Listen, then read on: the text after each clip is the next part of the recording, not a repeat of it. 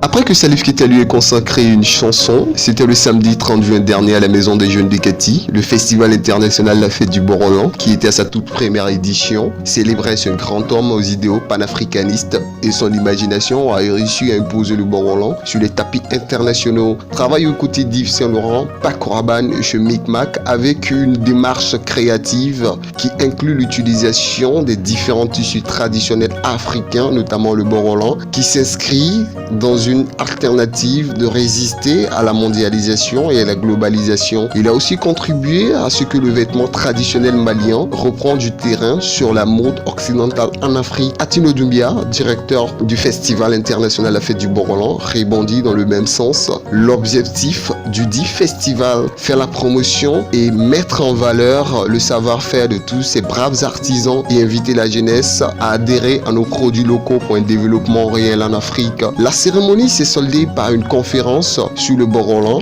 de son origine jusqu'à sa phase de transformation, un défilé de mode et des prestations d'artistes. C'est un événement à féliciter, à encourager, à accompagner, parce que c'est, comment dirais-je, il nous faut un tel événement un peu partout pour conserver la culture et valoriser ce qu'on a comme culture. Je suis très content d'être venu ici à Katy pour plusieurs raisons. Numéro un, c'est très bien qu'il y a quelque chose qui s'organise en dehors de Bamako, parce que voilà, beaucoup de choses sont centrées sur Bamako et on oublie très souvent que le Mali est très grand. On ne dit pas pour rien c'est le Mali-Bas. Donc voilà, c'est un grand pays et ça ne se limite pas seulement à Bamako. Donc pour ça déjà mes compliments à les organisateurs. Honorable Monsieur Ouedraogo, ami d'enfance de Chris Seydou, ancien député de la ville de Katy, avec qui ils ont fait tout ce chemin. Chris Seydou, je dirais c'est avant tout mon copain d'enfance, mon copain de berceau. Nous avons été élevés ensemble pratiquement parce que nos mamans étaient des amis intimes. Nous avons été à l'école ensemble. De l'école, il a préféré la coupe et la couture. En faisant l'école buissonnière, je gardais son sac et il partait chercher les revues de mode au camp militaire de Katy, parce que c'était des militaires français qui étaient là, des familles françaises, qui jetaient leurs revues là, à la poubelle. Ils passaient le temps à fouiller les poubelles pour retrouver ces revues de mode. À l'époque, les revues, c'était des dessins à l'intérieur, des dessins de robes. Ils venaient reproduire ces dessins sur des feuilles qu'ils découpaient. Depuis la 3e année. Et finalement, en 4e année, il a été exclu parce qu'il ne venait plus à l'école, il était passionné par ça. Voilà. Donc c'est comme ça.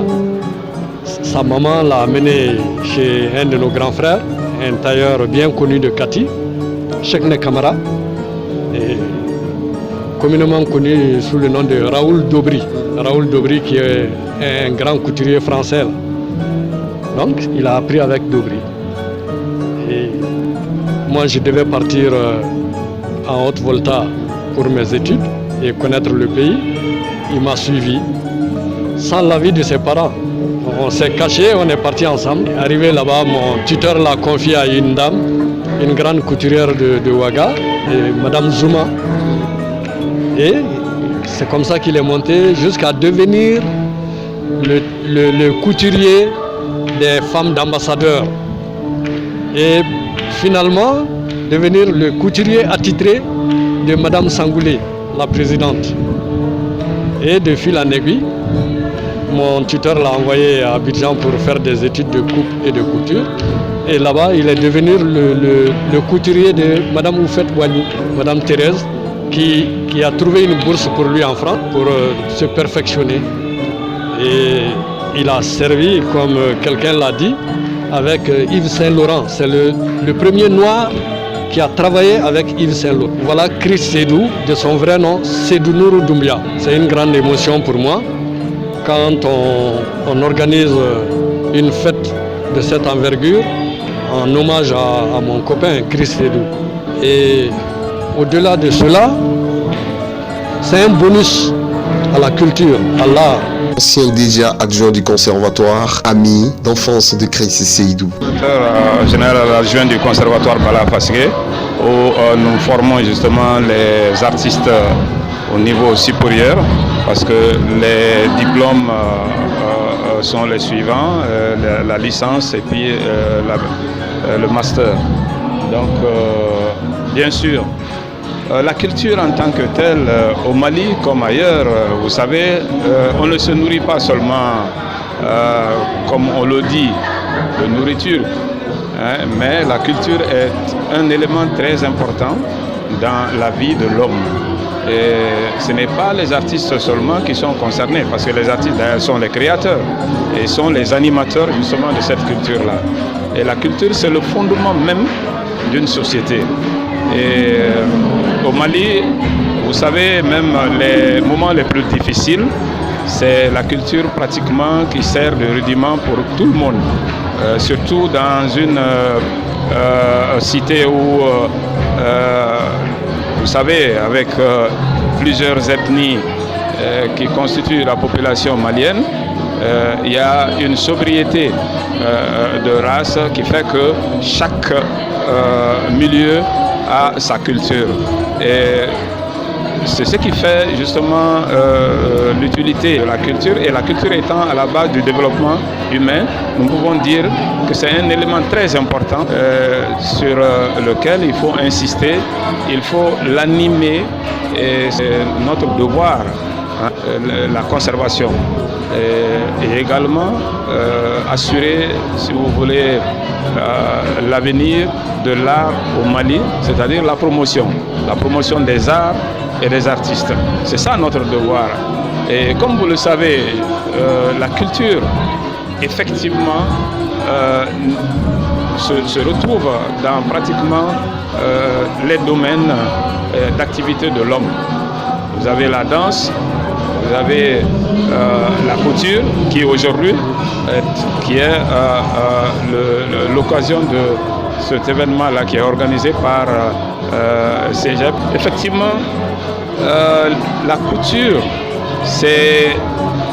relève du domaine du design. Le design stylisme, le design mode qui pratiquement concerne le vestimentaire. Donc, comme on le dit, Chrissy Seydou a été un couturier, non seulement malien, africain, mais international. Et c'est vrai qu'il a évolué en Europe, donc il faut reconnaître, et il a été le couturier de la cour du roi, si on peut l'appeler ainsi, donc des différentes présidences. Maintenant, Chrissy Seydou en tant que tel s'est intéressé non seulement au stylisme, mais s'est intéressé justement au borolan. Et le borolan, comme vous le savez, disons une technique traditionnelle appliquée sur le tissu, le cotonnade. Atino Doumbia, directeur du Festival international La Fête du Borolan. Les motivations par rapport à ce festival sont nombreuses parce que nous sommes maliens, nous avons le potentiel ici. Donc nous produisons du coton.